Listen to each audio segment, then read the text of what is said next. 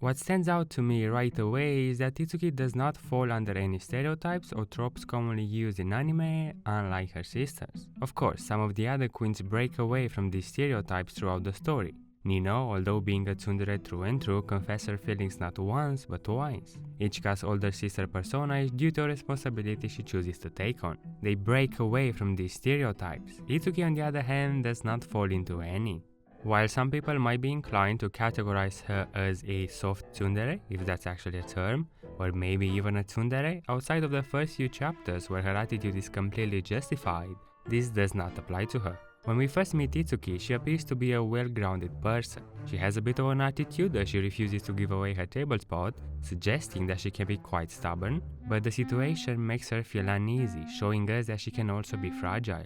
After a quick back-and-forth conversation, she acknowledges Futaro's study skills and actually asks him for help. You're never going to see any tsundere iteration doing that. She even offers to share some of her lunch with him. Futaro, however, calls her fat and dismisses her right away. Talk about rude. Itsuki doesn't lash onto him in response, just tries to deal with the situation in a formal manner, an approach that would become very iconic to her character, but this short encounter justifies her attitude in the following chapters. She tried to be nice to him, but Futaro bluntly rejected her. What's brilliant about this introduction is how simple and effective it was for Itsuki's characterization. We already learned that she's quite stubborn yet delicate, it's way more than a typical person, she's honest about her capabilities, as she didn't hesitate to tell a stranger about her study skills and chooses a more formal approach when dealing with everyday situations. She can also hold a grudge, as we'll soon see a few pages later. There's an interesting little thing that happens in this scene shortly after her second encounter with Futaro, when she brags to Nino about a guy she had lunch with, trying to prove Nino that she's popular with the boys. I thought that was pretty cute. All in all, this first chapter shows us that Itsuki has a pretty normal behavior. She has her unique features but doesn't lean towards any extremes. She's not super happy, super gloomy, and so on. She's well grounded. However, this first chapter ties Itsuki with a unique and strange problem. To our knowledge, she is the first girl, a well-known, more hated and liked trope in manga and anime.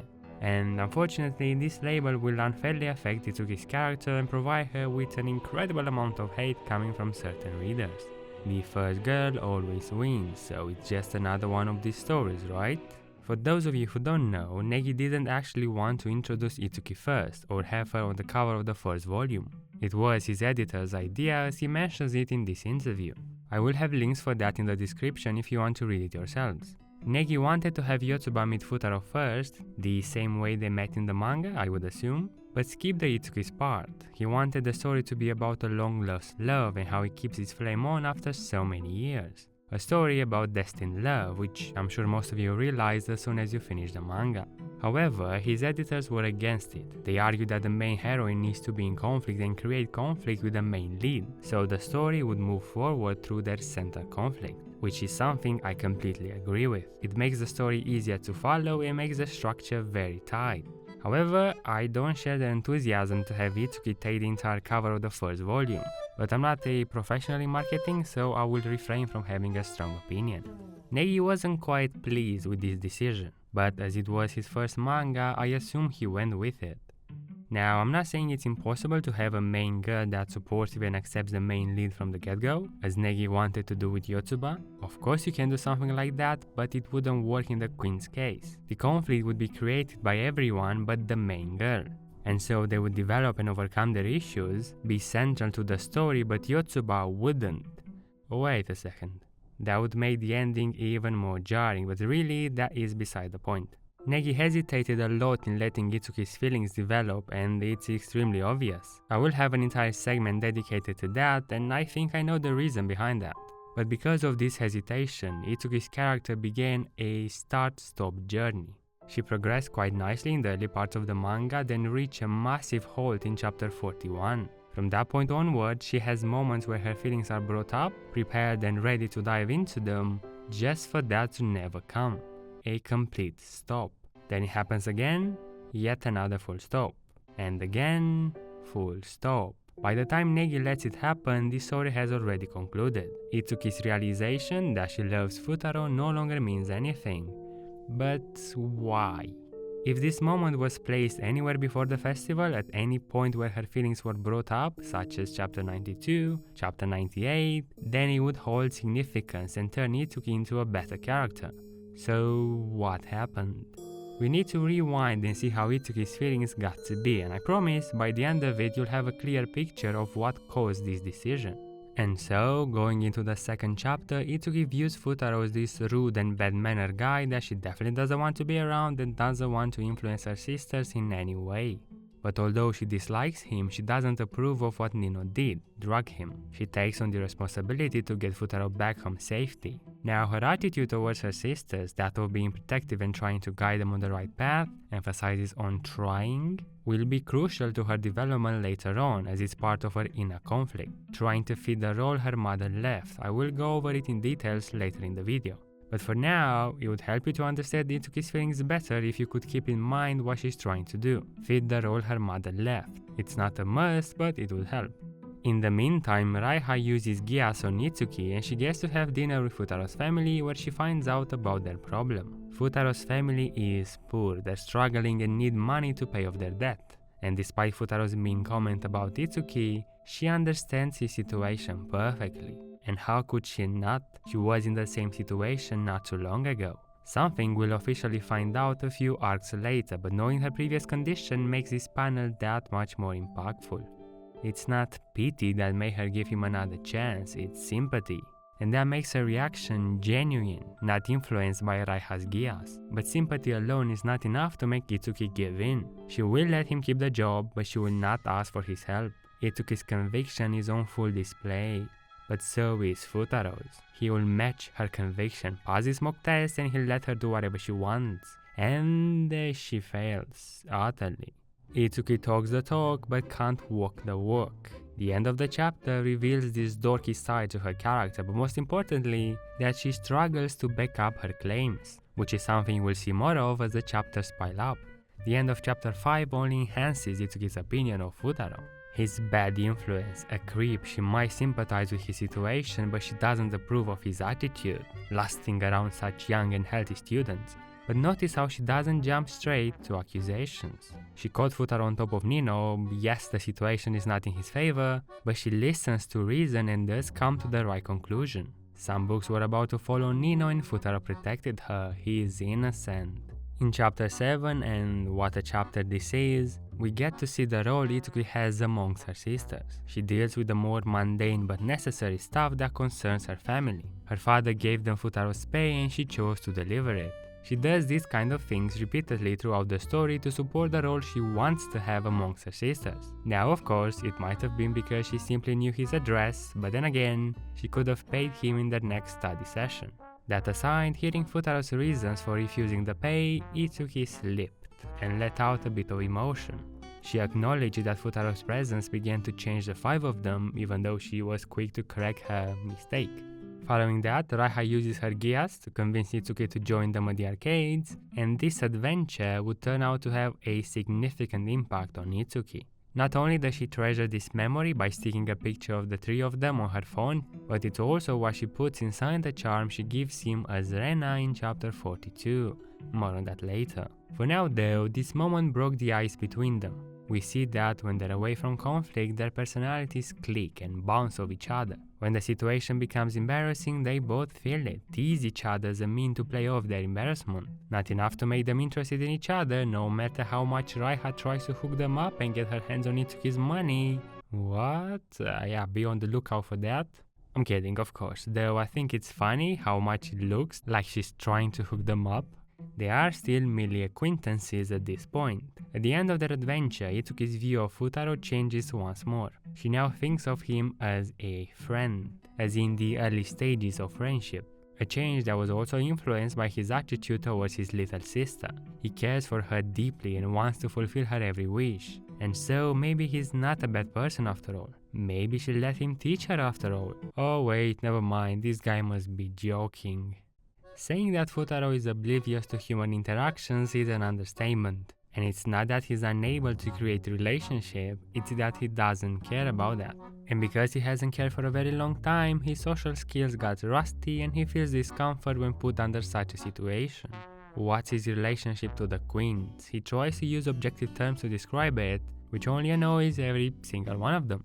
When he asks Itsuki, she's, of course, sassy, and straight up says they are complete strangers, but subtly assures Futaro of their relationship. They are friends, stop overthinking it, but he doesn't get it. We see later on that she does try to help Futaro form relationship with her sisters, since they are the only people she knows, like in chapter 15 when she calls him out for rejecting their invitation to have some desserts together, which makes it interesting but questionable later in the manga when she suddenly doesn't seem as perceptive anymore. But that aside, Maro gives Futaro an ultimatum. If his daughters fail their midterm exams, he can say goodbye to his well-paid job. And suffice to say, Futaro and Itsuki get into another fight. He lashes out at her even though she wasn't exactly in the wrong. Futaro started their first conflict to begin with. He was rude and rejected her request, and now he starts another one. His arguments are objectively right, but he lacks the sensitivity to get his points across, which makes Itsuki lash back at him because she is as stubborn as he is and she has all the reasons to do so. She was already rejected once, why does she need to put up with his attitude? And this leads into the climax of the conflict. Itsuki thought they were getting closer, becoming actual friends, but it seems it was one-sided. He's in for the money, he despises having to teach such a brat, and so she's done. She won't put up with him any longer. The relationship seems to be worse than ever. And while this fight didn't affect Futaro all that much, as he wants to make amends as soon as the next day, it hurt Itsuki quite a lot. She considered him a friend, after all. It hurts when a friend treats you like that. She chooses to study by herself, not to spite Futaro, but because she doesn't want to be a burden to her sisters. If they pass but she fails, she'll rob them of their tutor. She'll rob them of their accomplishments. She doesn't want that. But she's also hurt and can't gather the strength to get over it and accept Futaro's help. They fight over the smallest things, so maybe they simply are not meant to get along. She can't be like her sisters, or can't she? This is a bit interesting. Ichika and Nino, certified hairstylists, turn Itsuki's appearance into Miku's and tell her to go and face Futaro. There's no way he can tell her apart. He does it though, right away, and this started a few discussions. How did he know it's Itsuki? Was it the queen's conspiracy theory of love? Well, the answer is that Futaro can tell the queens apart when Negi wants that, such as in these cases, but he cannot when Negi doesn't want that, such as in these cases.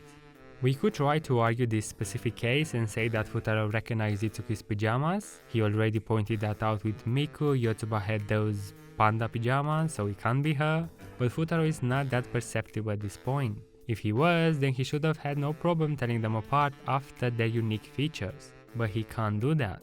So again, it's just a plot thingy, not worth spending too much time on it.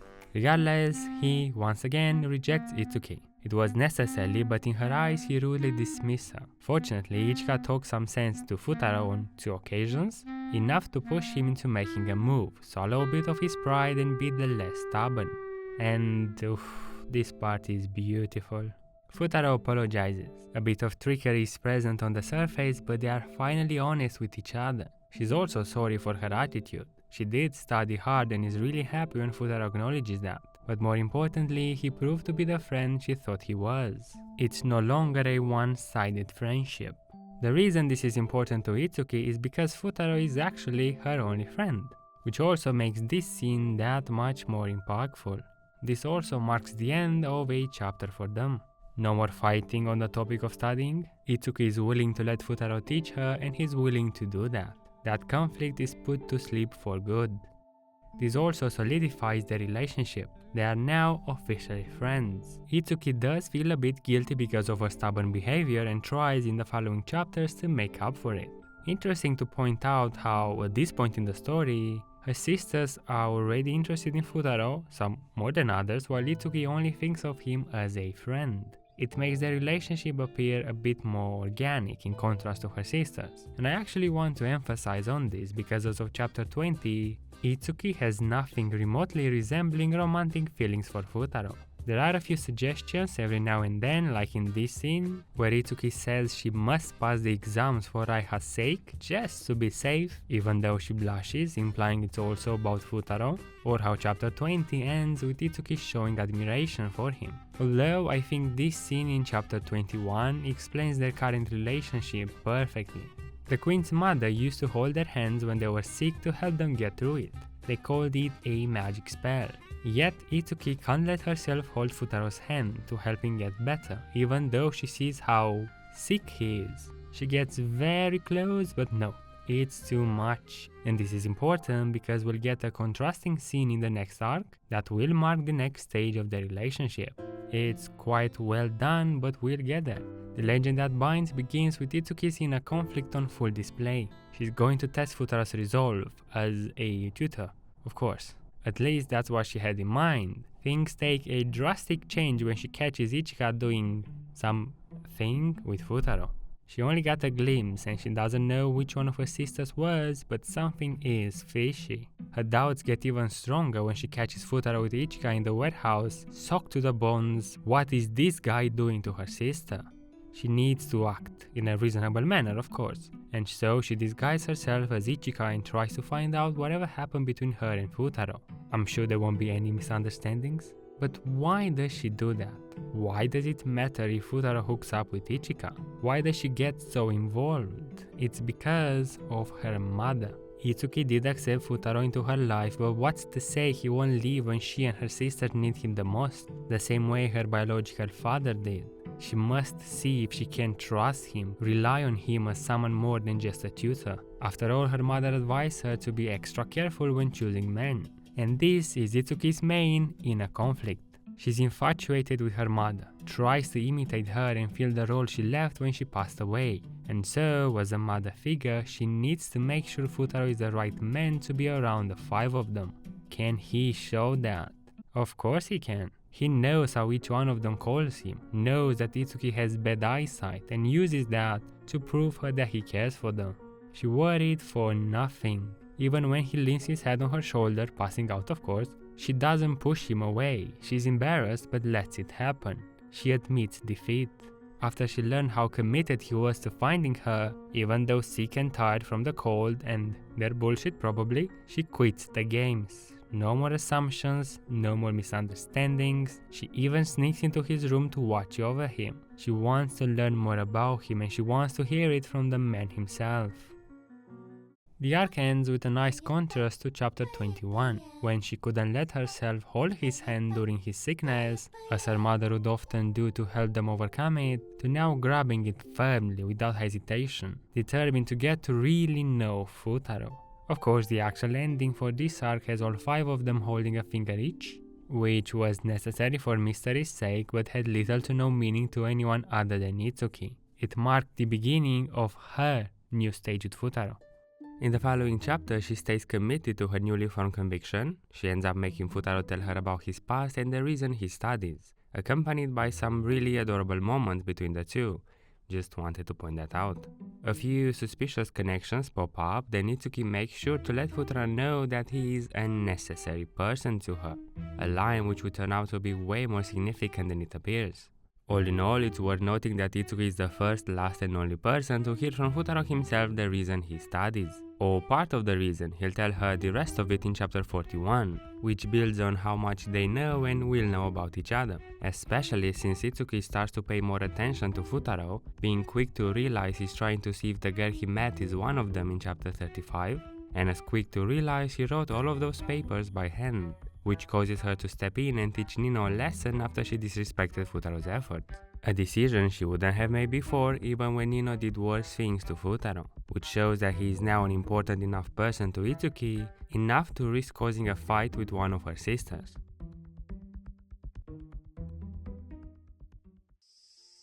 A wild Itsuki appears at the Uesugi residency. She just finished a large portion of curry and is now asking for seconds. Sorry to intrude. Are you really though? That's the start of a great chapter.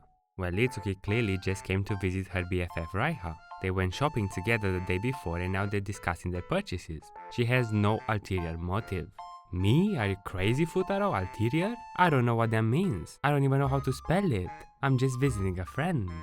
Raiha lets her stay. She refuses to go back to the apartment until Nino apologizes, which won't happen anytime soon, and so it means they have plenty of time to spend together, willingly or not. And why not make the most out of it as soon as possible? Why not go for a stroll together this very night because the moon is truly beautiful, Uesugi, is she not? Suspicious. Not one, not two, but three moon remarks in such a short span of time. Itsuki either likes the moon very much, or there's a different meaning here. We'll soon find out, but for now we get to learn more about her past. Despite their current wealthier lifestyle, the Quints and Futaro are not that different after all. Both growing up poor without a parent, having dealt with certain revelatory experiences that shape their current selves. While Itsuki realized this connection as early as the first chapter, it's the first time Futaro can sympathize with their situation. They reminisce a bit more, and when Futaro realizes what Itsuki was trying to do, act as a mother to her sisters, he says he'll substitute for their father. Of course, meaning he'll support them however he can, not a literal father, that would be creepy. But this moment stuns Itsuki. She's shocked yet happy, and you'll see in a bit why. She's trying to fill the role her mother left by stepping into her shoes. Futaro saying he'll act as a father creates a nice symbolism showing the roles in the other four queens' lives. But what about their relationship alone?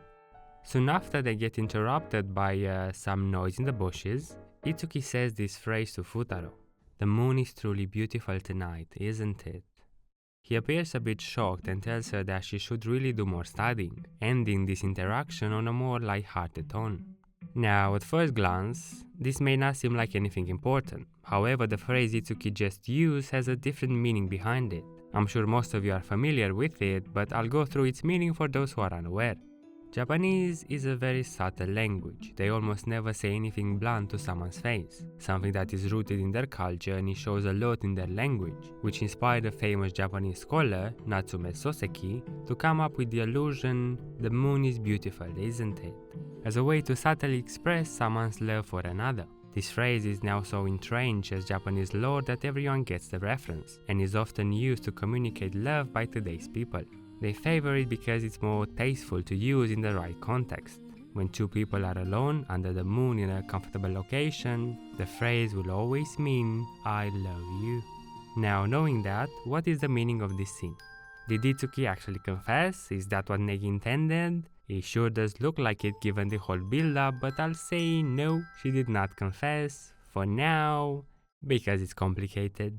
In terms of the scene itself, if we take a look at the panel art and see the shades used on Itsuki, her posture, the emphasis put on her words, the moon in the background, her delivery, everything suggests that there's something more intimate in her words than a simple moon remark. Futaro's reaction confirms the meaning of the phrase. The build-up for this moment started in the prior chapters, when she says the same phrase as a proposal to go for a stroll. Then the beginning of chapter 41 starts with a cloudy sky and Itsuki mentioning that the moon cannot be seen. After their conversation and after Futaro said he lacked as their father, notice how exactly after Futaro said that, the sky clears up, Itsuki points that out and then says the phrase. In other words, this scene was definitely an undercover way for Itsuki to tell Futaro how much he means to her. I'll take this statement to my grave. But did she mean it as a confession of love? And here it gets complicated because Itsuki's character takes a massive turn right after this chapter. And I mean humongous. She almost entirely switches focus and only deals with her personal conflict, trying to fill the role her mother left. Any feelings she might have or not have for Futaro are set aside completely. It's a full stop. I think it's better if I show you. But before that, I want you to consider this. Given what we know about Itsuki and how we saw her develop her relationship with Futaro up until this point, would an ambiguous confession come out of nowhere? From chapter 1 to chapter 41, Itsuki went through a steady progression. Her relationship with Futaro developed organically and reached this point. I think it's plausible she would express her feelings in such a manner, not saying they were necessarily romantic, but leaning more towards admiration. Nevertheless, preparing the relationship for the next stage where something romantic might occur, as the latter half of the manga would do for the rest of the queens. However, for Itsuki this does not take off. It's cut short, and it seems cut on purpose. You'll see that right after the night comes to an end, Itsuki begins to act strange. Not in her usual cute, awkward way, but as though she tries to distance herself from Futaro. And this is right after they dined together, slept beside each other, had an eye-opening conversation, and grew closer together. Almost as if something else happened between the night stroll and walking together to school.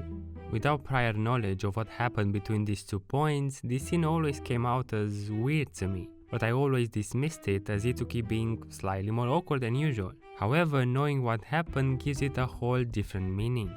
It turns out Yotsuba was the noise in the bushes. She meets Itsuki and asks her to go along with her little plan. She is the girl from Futaro's past, the reason he studies, and so Itsuki learns everything. Now, are we going to talk about Yotsuba sneaking in the bushes, following them past midnight? Hello? Oh, it was you, Yotsuba, stalking us at this late hour of 3 AM? Haha, yes, silly me. As I thought, completely reasonable action from Yotsuba. Itsuki sees how troubled Yotsuba is and goes along with her plan. What's the worst that can happen? They meet, get on a boat, and they are having a blast.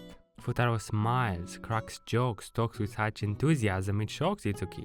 Is that how much this girl means to him? How much Yotsuba means to him?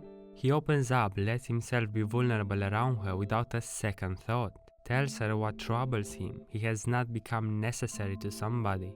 Itsuki would tell him right away how wrong he is. He has already become necessary. But she can't break her character, and so she must finish what Yotsuba asks her to do. A mere goodbye that seemed easy enough at first has now gotten that much heavier.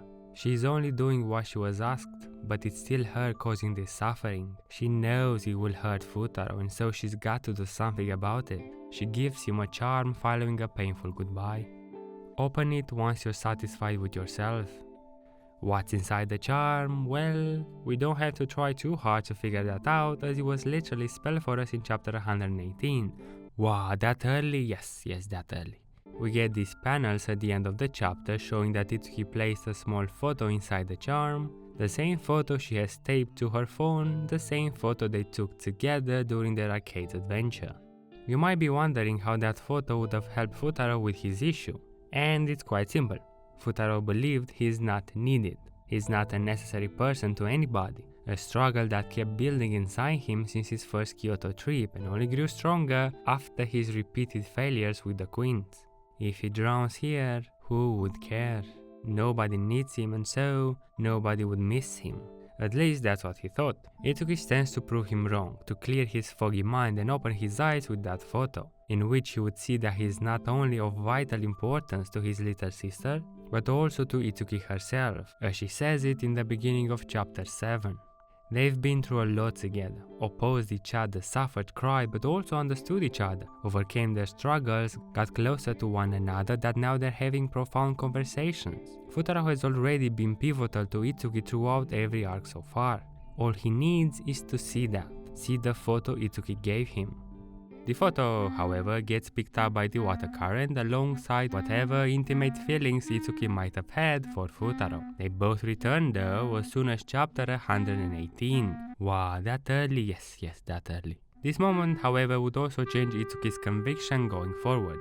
Wanting to learn more about Futaro gets replaced by a quest to make him acknowledge he is necessary.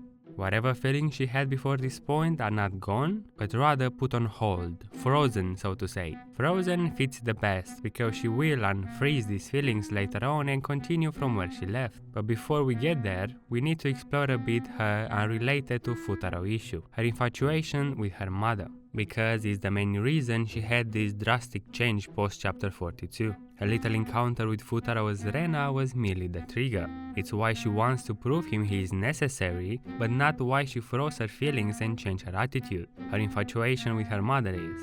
If this has gotten a bit confusing, I apologize. I try to structure it to the best of my abilities, but after several rewrites, this is the best I could do. The events of chapter 41 and 42 are the catalyst for everything Itsuki, and I mean everything. I have to properly go through all of them because if I half-ass even one, nothing will make sense. Hopefully that won't be the case. And so, Itsuki's struggle started as soon as her mother passed away. She seemed to be the most affected by her death, as we see in chapter 91 that it almost traumatized her, something Ichika also mentions in chapter 67, how Itsuki acted as the catalyst for her maturity. Her trauma is also the reason she can't fully move past her death the way her sisters did. We see that Itsuki made it a ritual to visit her grave once every single month. Seeing how attached she was to her mother, it makes sense that she'd be the most affected by her passing away.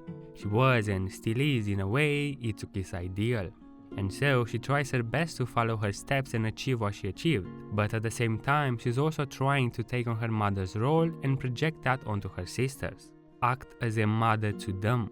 And the issue is that Itsuki doesn't try to be like her mother, she wants to be her mother. Something that can also be seen in the way she speaks and the way she dresses. You can't tell from the English translation, but in Japanese she uses a more formal language, not typical for her age. She also dresses like she's in her 30s. She does this as an attempt to imitate her mother. Imitate because while her appearance may support a mature and responsible image, she is in fact neither. She attempts to act mature and responsible, attempts to become her mother, something Shimoda calls her out on in chapter 57 and gives her a reality check.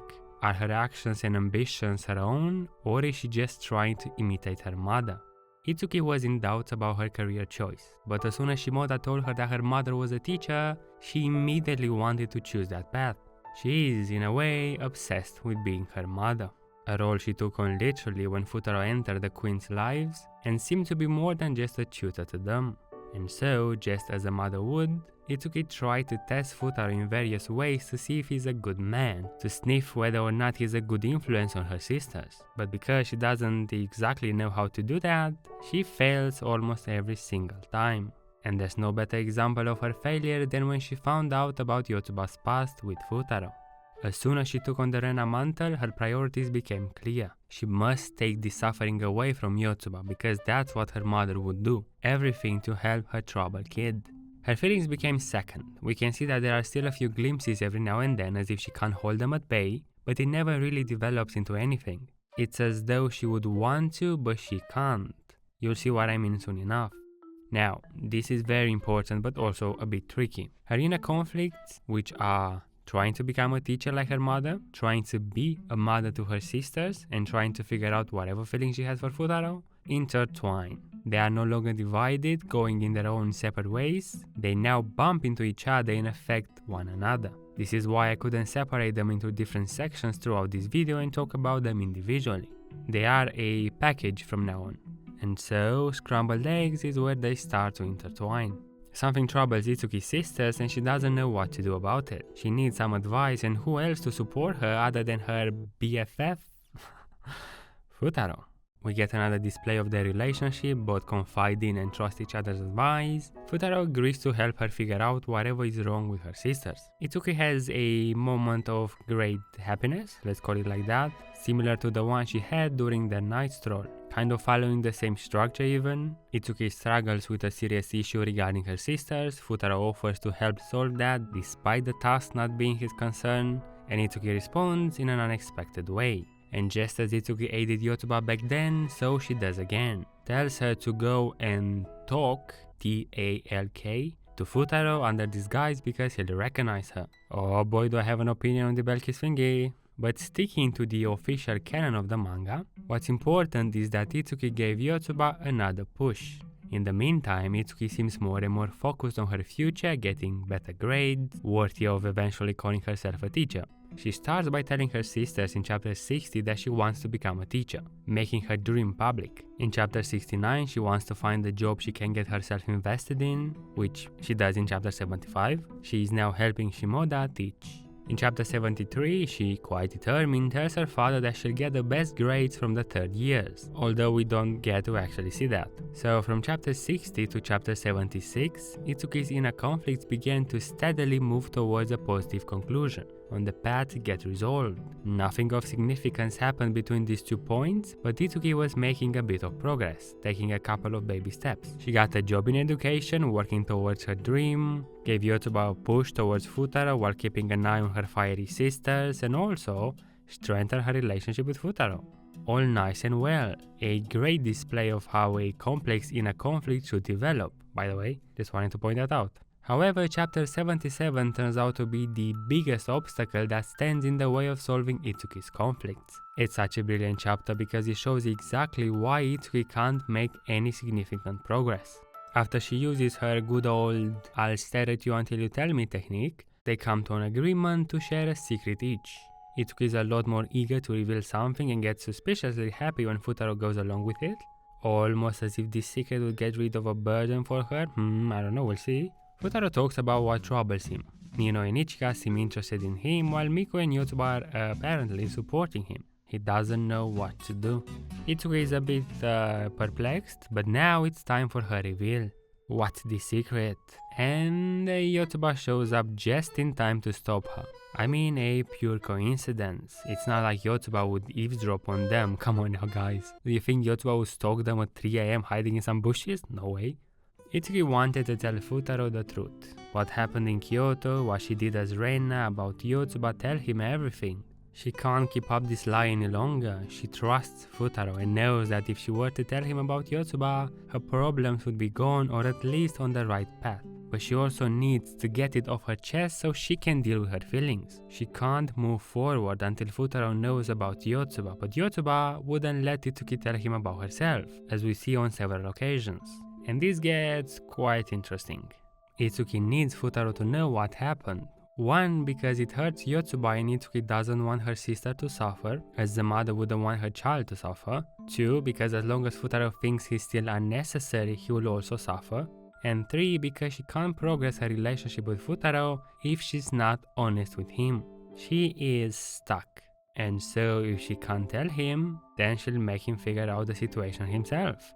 Rena makes another appearance. This time Futaro is not surprised one bit. In fact, he knows it's one of the queens. He might not know which one, but he doesn't care. Itsuki, however, is astounded. But what did she expect to happen? Did she believe Futaro would recognize her and she could tell him everything afterwards? Or mistake her for Yotsuba and maybe that would push him to talk about the past? But regardless, going into Kyoto, Itsuki is now determined to make Futaro remember the past, because by doing that she becomes free. However, she fails. Futaro is not interested whatsoever. He does remember the past quite clearly as we see in chapter 83, but he just doesn't care. He just moved on. At the end of the arc, Futaro tells Rena to meet somewhere because he's got her number or something, I suppose, and shows his gratefulness. The past is the past, it's time for him to look forward. And here's where his connection to Rena, Rorikano if you want, is severed. Itsuki confronts Yotsuba one more time, telling her that Futaro should know about her, but Yotsuba won't hear about it. She puts an end to this Rena disguise, and it would be the last time we saw Rena Itsuki. Although Itsuki did not accomplish her goal to reveal Yotsuba's past to Futaro, it seemed as though it was no longer necessary. I guess, yeah.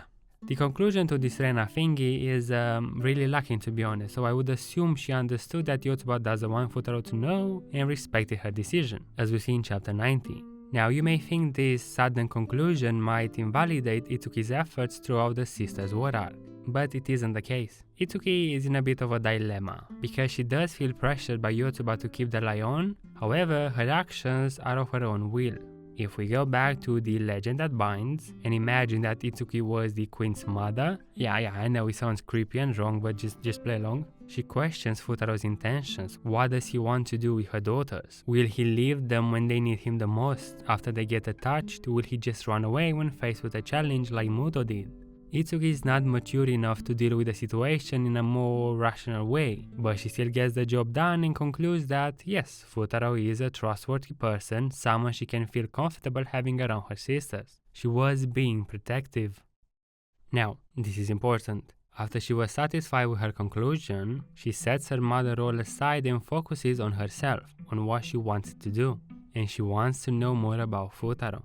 She asks him the reason he studies and refuses to let go. Following that, we get the Uesugi residency part, where their relationship reached a peak, not the last nor the highest, but a peak nonetheless. However, she's now facing the same issue when Yotsuba asks for help, only that now she knows Futaro insists that it troubles him too. They both suffer.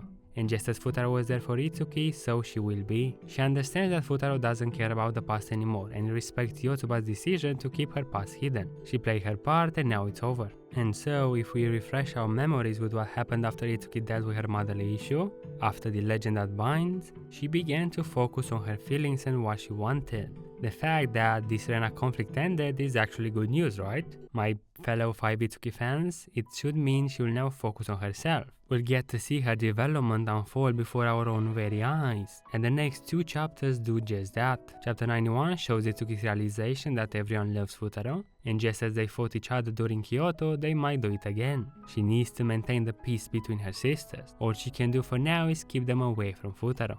Of course, she can't do that, they go to the pool together, but just you watch Rena, Itsuki will protect the peace between her sisters. And she worried for nothing. There's not going to be a repeat of Kyoto, the issue is out of the way. Even though she did intensive research to understand her sister's feelings, she concluded that it's better to just do whatever someone feels like. An advice she gives Futaro and also applies to herself. Because this chapter brought back Itsuki's feelings. Remember when I said that Itsuki's feelings began to follow a start-stop pattern after chapter 42?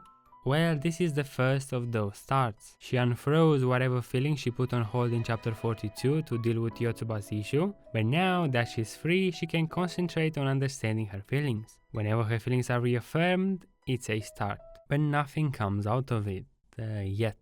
In the following chapters, she shows her support for Ichika, building on this role she has amongst them, but there's also something that troubles her. She seems reluctant to participate in the festival, and she's quick to take herself out of the equation. Yotsuba could have offered her some support, but she'd rather sway her eyes on Futaro. Look, I'm really trying to give Yotsuba the benefit of the doubt, but god damn this makes it so hard. Itsuki got a low score on her assignment. She tries to talk to Futaro about it, but she doesn't want to bother him with the festival around the corner.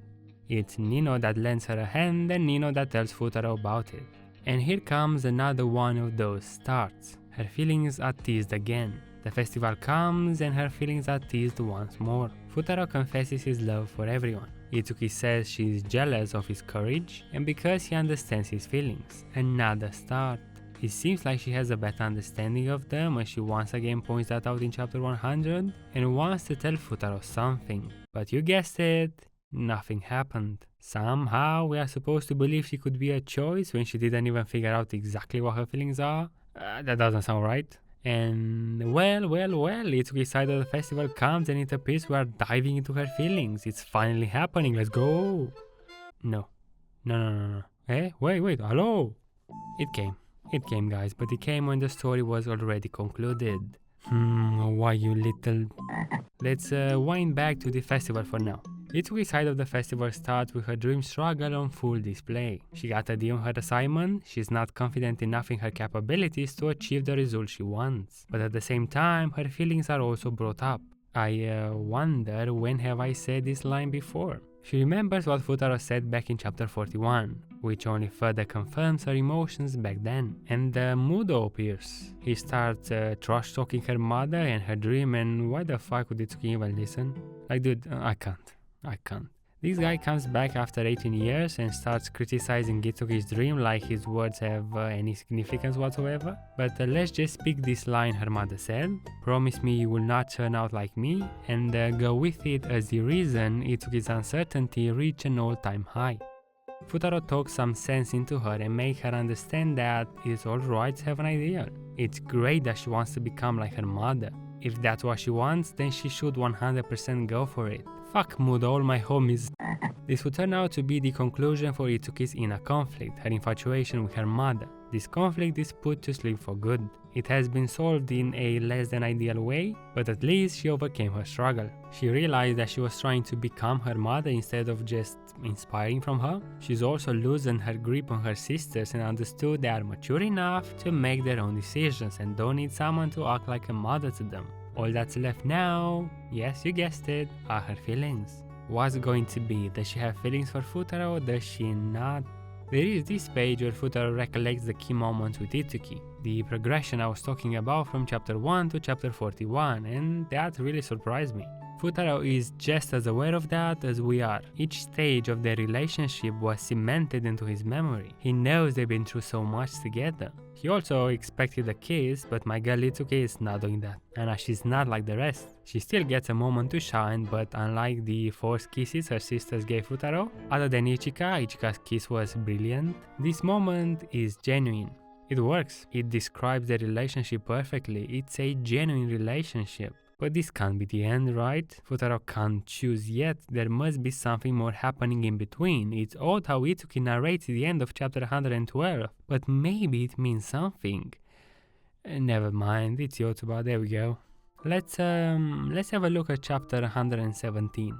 So Itsuki can't bring herself to congratulate this newly formed couple because she feels jealousy. She doesn't acknowledge it yet, but all the signs point towards jealousy as she finally realizes that the next chapter. She loves Futaro. Finally there it is, but it's too late. She can't intervene and steal him away the way Shimoda suggested. All she can do now is treasure the good memories of her love. It's a bittersweet conclusion to her feelings, in a way which I don't particularly dislike, but I'm also not entirely sure why Negi decided to have her realization mean nothing. I would have liked, at the least, to let her feelings be ambiguous. I always thought she did have feelings for him, but the subtlety of it made it great. It would have been nicer to let that stay until the end. If this moment was placed before the festival, then I'm going to say something I've said in Ichika's video. Itsuki would be too good not to be the bride. The reason Futaro chose Yotsuba applied more to Itsuki anyway, and so it wouldn't make any sense not to pick Itsuki. And this is actually a bigger problem that I despise with a passion whenever I see it used in stories. Instead of developing Yotsuba and give her panel time, Negi chose to mess with the other characters to make Yotsuba stand out that way. I'm not saying he managed to do that, but it was clearly his intention. The thing is, it's not like Yotsuba couldn't have been the perfect bride. She definitely could have. Negi just chose not to go with it. And finally, I want to go over their relationship. If you showed me their moments throughout the 7 goodbyes and told me they were a couple, I would have bought it. Yes, of course they are a couple, look how natural their interactions are. Itsuki fits in perfectly. She takes out the trash, gives his father his watch, they must have been dating for some time. They're like an odd, awkward married couple who teases each other all the time. They are the same side of a coin, which makes them get into a lot of fights, but they always overcome their conflicts together. It's always together. And what's interesting about their conflicts in particular is that they are never one-sided. The problem lies with both and both are guilty. And so Itsuki simply fits the most with his personality. They think similarly, behave in the same manner, have the same interests, have a similar initiative, like when they climb at the top of a hill and yell like cavemen. They're both hot-headed. When they get in an argument, it's either both apologizing and overcoming that conflict together, or it doesn't happen, which makes their fights significant. Because when they make up, the conclusion is always powerful and often tearful, highlighting that their fight was serious and emotional, nothing petty, but personal, and it carried a lot of weight. They're afraid of heights, but they won't admit it to each other because they're both cheeky, and it would mean to admit defeat. They devour any food they see in their sight. They are simply genuine, and that is really the word that describes their relationship. One of the things that stands out for Itsuki is that most of her growth is unrelated to Futaro. Sadly, something her sisters cannot claim, but an advantage for Itsuki. And while it might not sound all that significant, you'd be surprised to see what kind of dynamic it creates between the two of them. Their screen time together, or should I say panel time, doesn't have to focus on their individual growth. It can focus on their relationship's growth. With the others, it's either about their growth or Futaro's. A prime example would be during the last exam sides, where each quint gets their individual chapter.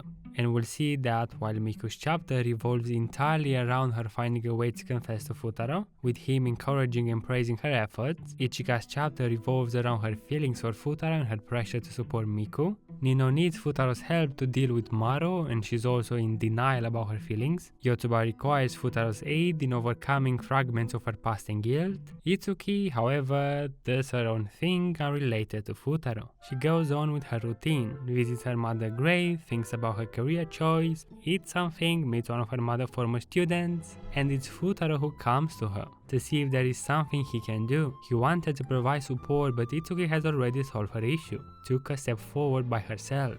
Itsuki doesn't need help in this situation, but Futaro came anyway to support her, just in case she does need something. And that's what makes this scene so genuine and cute.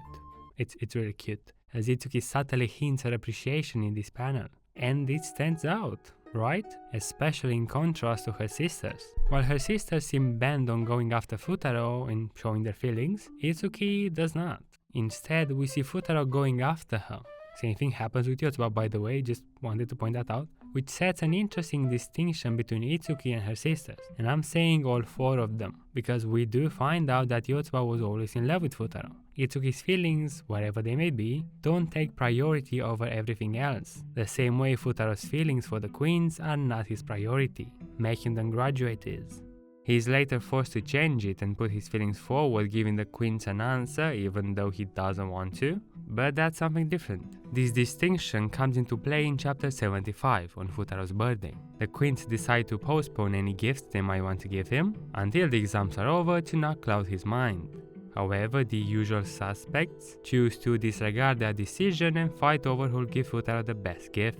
Yotsuba accidentally makes him some crowns for good health, but is still viewed as a gift by her and the other three. They want to sneak a gift to Futaro behind each other's back. Although at the end they have a mutual agreement to set their individual gifts aside for the moment. In the meantime, Itsuki, as usual, does her own things, but shows up at the end of the day and gives Futaro an energy drink, followed by some words of ease when he needed the most. And need is a key word here, as it quite frankly defines a good chunk of their relationship. Whenever Futaro doubts himself, hits a low point and needs help, Itsuki is there for him. The other way around also applies. Unfortunately, their relationship gets the same treatment as Itsuki's development. It's cut short with occasional moments scattered every few chapters just so we don't forget about her. But these moments don't lead into anything. For example, they held hands at the aquatic park and what? Nothing. Their early interactions always led into something. The arcade visit built the foundation of their relationship.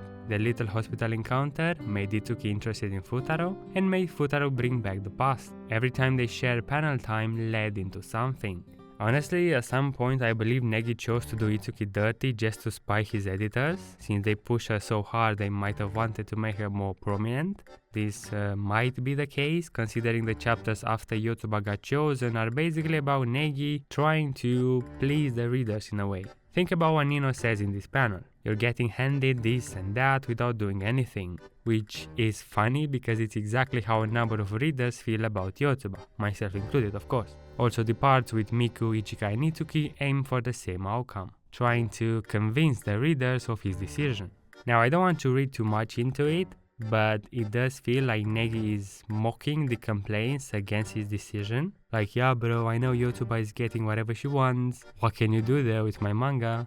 Anyway, Itsuki. I still feel a little bitter because of how Itsuki got treated, shame on you Negi, but looking back to her journey, I quite like how bittersweet it ended. Yeah, she didn't exactly get her chance with Futaro, and she didn't explore her feelings, and her motherly conflict was handled kinda poorly, and hey, these doujins are actually quite good man, keep them coming.